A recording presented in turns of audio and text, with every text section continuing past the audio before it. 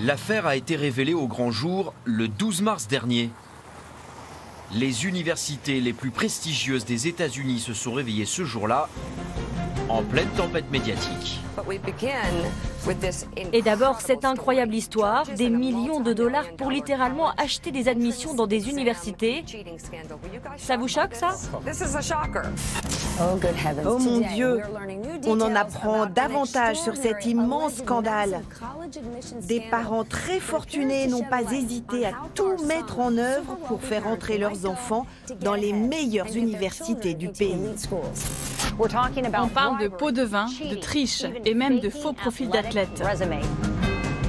Les parents impliqués, de grands avocats, des as de la finance et même 2 actrices hollywoodiennes, Lori Loughlin et Felicity Huffman.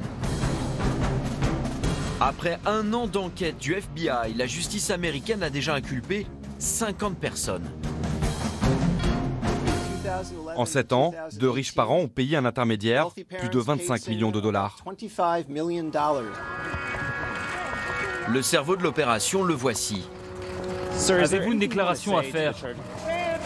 Rick Singer, un coach pour lycéens, à l'origine d'une vaste fraude qui a touché 8 facs, parmi les plus prestigieuses du pays.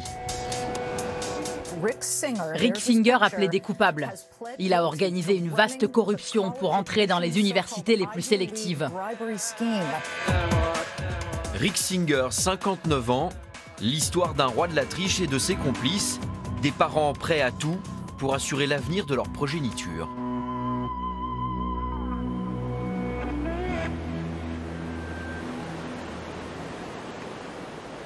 Il y a quelques semaines encore, Singer vivait ici, en Californie, à Newport Beach. Dans cette ville cossue au bord de l'océan Pacifique, il était installé dans cette immense demeure, estimée à 2,5 millions de dollars. Il l'a vendue précipitamment, juste avant que le scandale n'éclate. Voici les photos de l'annonce immobilière. 500 mètres carrés habitables, jardin paysager, terrasses aménagées, 5 chambres, 5 salles de bain. Cette maison luxueuse, Singer y aurait vécu plutôt discrètement d'après ses voisins. Bonjour, merci de nous répondre. Je ne l'ai pas vu depuis le début de l'affaire. Mais mon mari, lui, l'a croisé juste après le départ des journalistes. Mon mari lui a dit en blaguant « Dis donc, quelle agitation ces derniers jours avec toutes ces caméras devant chez nous. » Rick a dit « Ouais, je sais, je suis désolé. » Et il a ajouté « Bon, ça va prendre du temps, mais on finira par parler de ce que j'ai fait de bien aussi. » Il nous a toujours expliqué qu'il avait aidé beaucoup de gamins de lycées difficiles pour entrer à l'université.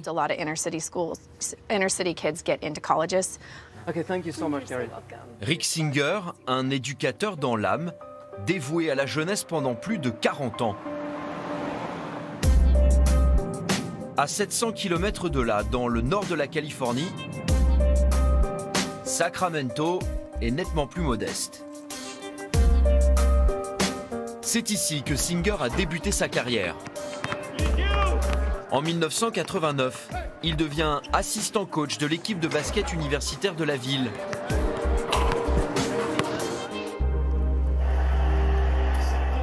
Ron McKenna était entraîneur dans la même équipe. Une amitié de 30 ans. Il y a quelques jours, Ron et Rick se sont parlé au téléphone. Quand je l'ai appelé, il m'a dit « Ne me pose pas de questions ».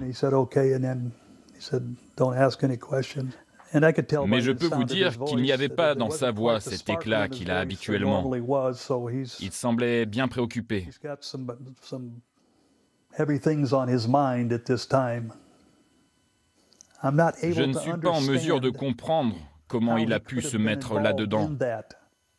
Quel genre de personne est-il? Je dirais charismatique, accro au travail, perfectionniste, généreux, un type bien.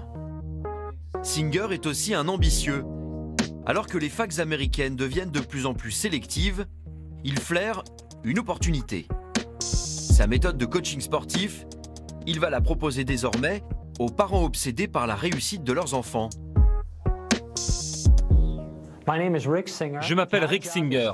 Mon boulot, guider les ados et les familles dans tout le processus d'admission aux universités. C'est incroyable.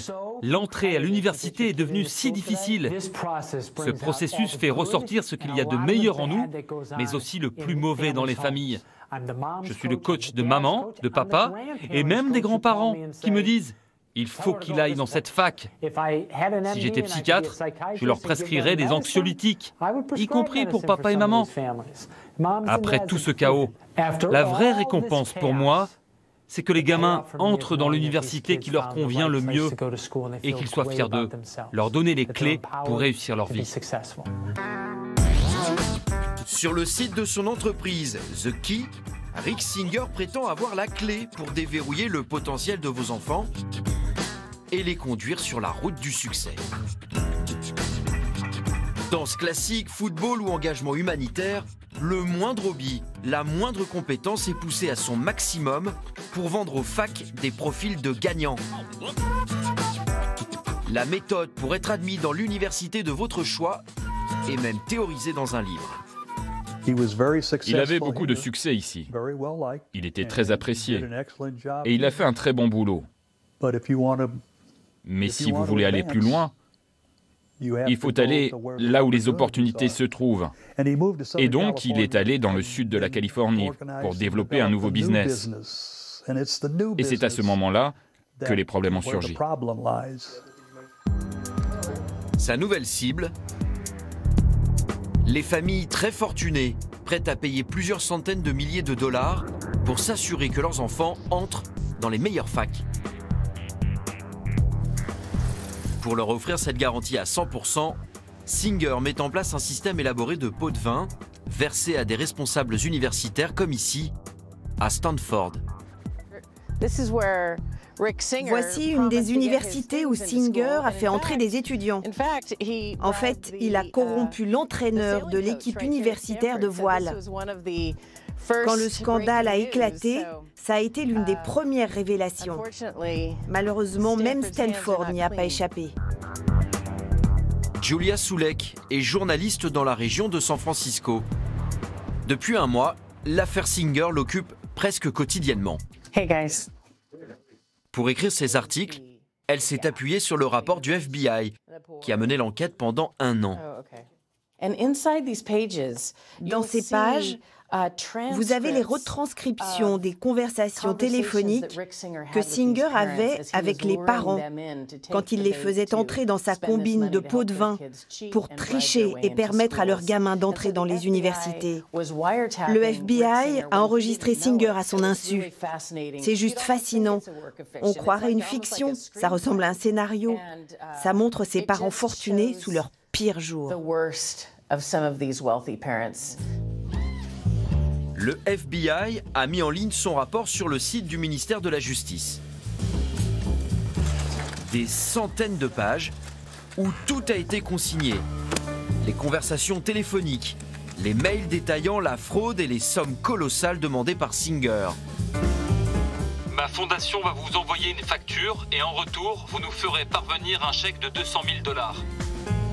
Le dossier révèle les noms d'une trentaine de parents tricheurs. Page 72. On découvre ainsi celui de Felicity Huffman, l'une des vedettes de la série Desperate Housewives. Vous me demandez un pot de vin? Vous prétendez être au-dessus de ça? Je cherchais mon chéquier.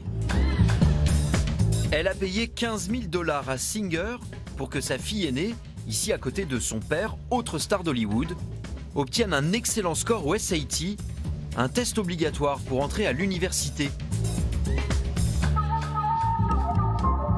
Le plan imaginé par Singer était bien rodé. Je contrôle 2 centres d'examen. Si elle passe son test dans l'un d'entre eux, je peux lui garantir son score. Il avait acheté les directeurs de 2 centres d'examen et il avait même un faux surveillant complice pour permettre la triche. Plusieurs scénarios existaient selon que l'étudiant était au courant ou pas de la fraude. Première possibilité. Le candidat n'est pas au courant. Il passe son test normalement. Il ne se doute pas que le faux surveillant corrigera ses réponses après son départ. Deuxième option, le candidat est dans la combine. Il passe son test côte à côte avec le faux surveillant qui lui fournit les bonnes réponses. Enfin, dernier cas, le candidat ne se présente même pas. Le faux surveillant passe le test intégralement à sa place. Mais un score truqué au test obligatoire ne suffit pas toujours pour entrer dans la fac de ses rêves. Alors Singer propose la triche ultime, le service premium. Phase 1, mettre les candidats à niveau. Phase 2, je place votre enfant où vous voulez, mais ça va vous coûter beaucoup plus cher. Pour 220 000 $, Singer promet par exemple à ce magnat de l'immobilier de faire entrer son fils dans une université d'élite par la petite porte, celle du sport. J'ai créé la porte d'entrée dérobée. Vous me dites quelles universités vous voulez, et avant le début de la classe de terminale, c'est réglé. Ça m'intéresse votre truc de porte dérobée. Mais c'est forcément une entrée par la voie du sport? C'est le chemin le plus simple, oui.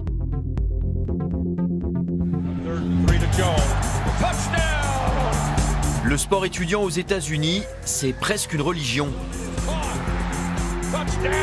Les matchs universitaires se jouent dans des stades gigantesques et sont retransmis à la télé. Des millions de dollars sont en jeu. Les jeunes athlètes sont des recrues si précieuses pour les facs qu'ils ont leur propre circuit d'admission. À Los Angeles, USC est aussi prestigieuse qu'Harvard ou Yale. Ici, une quinzaine de disciplines sportives sont représentées. Le terrain de jeu idéal pour Rick Singer. Mark Schouf enseigne le journalisme sur le campus. Il a fait les comptes. Ici, Singer a corrompu au moins 4 responsables du département des sports. À USC, il y a très peu de contrôle. Quand un entraîneur dit « Je veux que cette personne entre à l'université », ce que le cerveau de cette triche, de cette corruption a compris, c'est qu'il suffisait de verser des pots de vin à seulement quelques personnes du département des sports. Et c'est ce qu'il a fait.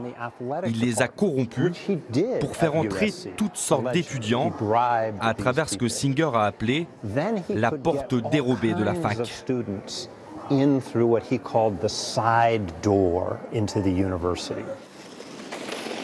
Parmi la vingtaine d'étudiants ainsi admis frauduleusement à USC, aucun n'est sportif de haut niveau.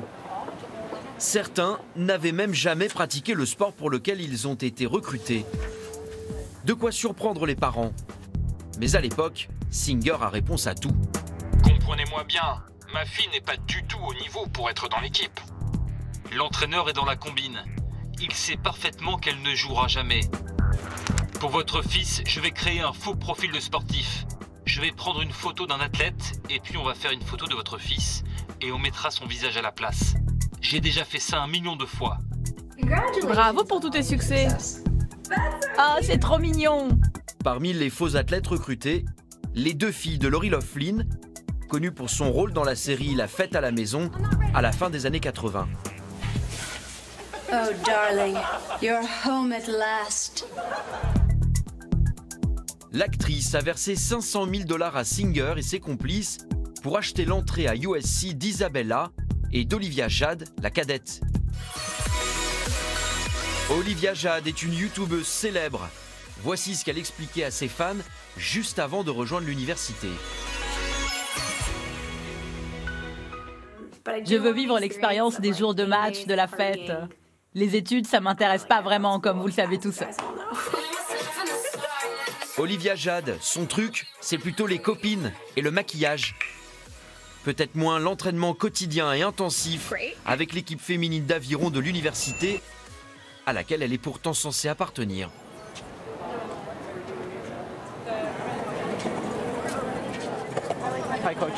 Sur le campus, nous rencontrons justement par hasard son entraîneur. Ok, bon, on va se mettre en route pour un footing. Était-il au courant du recrutement bidon d'Olivia Jade? Désolé, mais ce qu'on fait ici n'a strictement rien à voir avec cette histoire. Faisait-elle partie de l'équipe? Tout ça n'a rien à voir avec ce qu'on fait ici. Selon l'enquête du FBI, c'est sa supérieure au département des sports à USC, Donna Hennell, qui en échange de pots de vin validait les faux profils de Singer. Elle a été licenciée quand le scandale a éclaté. Comment l'université a-t-elle pu laisser passer une telle fraude pendant des années? Du côté de la direction, personne n'a voulu répondre à nos questions. Surtout pas le patron du département des sports, croisé sur le campus. J'ai dit non. Comment cette affaire a pu se produire ici, dans votre département? Demandez à quelqu'un d'autre. À qui? Vous êtes le directeur? Comment est-ce possible que des entraîneurs agissent sans aucun contrôle? Comment ces pots de vin ont-ils pu arriver? Aucune réponse. Le patron des sports préfère peut-être réserver ses déclarations au FBI. L'enquête est toujours en cours. Du côté des étudiants, en tout cas, l'affaire est dans tous les esprits. Elle s'invite même parfois en salle de cours. Il y a ces parents qui versent des pots de vin à des responsables de l'université, des pseudo-athlètes recrutés qui n'ont jamais rejoint leurs équipes, des photos truquées avec Photoshop. Ça vous surprend tout ça? Non, en fait, c'est comme si on le savait déjà. Aux États-Unis, l'argent permet d'atteindre ses fins. C'est culturel, on a grandi avec ça, on le sait tous.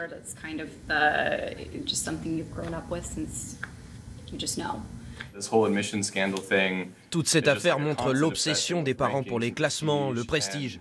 Mais l'enseignement, ils s'en fichent. Ces jeunes qui sont maintenant à l'université ne doivent pas se sentir très à l'aise parce qu'ils n'ont fait aucun effort. Et puis ils sont entourés de gens certainement plus brillants qu'eux. Ils ne pourront pas rivaliser à l'université ou même sur le marché du travail. Pour limiter la triche, Ok, on continue la semaine prochaine. cette professeure de droit plaide pour que l'admission à la fac soit davantage contrôlée et que les universités ne dépendent plus autant de l'argent privé. Ce bâtiment ici, vous voyez en haut les noms des donateurs? C'est un gros cadeau du docteur Verna et de Peter Dautrive. Sur le campus, des noms de généreux donateurs, il y en a absolument partout. Des philanthropes, pas toujours désintéressés selon Ariel Agross. Voilà, ça c'est un nouveau bâtiment. Quand l'enfant d'un donateur candidate à l'université, c'est rare qu'il ne soit pas pris. Par exemple, récemment, le rappeur Dr. Dre a posté sur Instagram « Ma fille est entrée à USC sans l'aide de personne. » Mais ce qu'il a oublié de dire, c'est qu'il a fait une donation de 70 millions de dollars à USC pour un nouveau programme d'enseignement. C'est malheureux que les dollars l'emportent sur les critères académiques. L'université ne doit pas oublier avant tout sa mission d'enseignement. La triche mise en place par Singer coûtait beaucoup moins cher qu'une donation. C'est peut-être ce qui a séduit ses nombreux clients. Il en revendique près de 800 dans les écoutes du FBI. Rick Singer sera jugé en juin prochain. Il risque jusqu'à 65 ans de prison.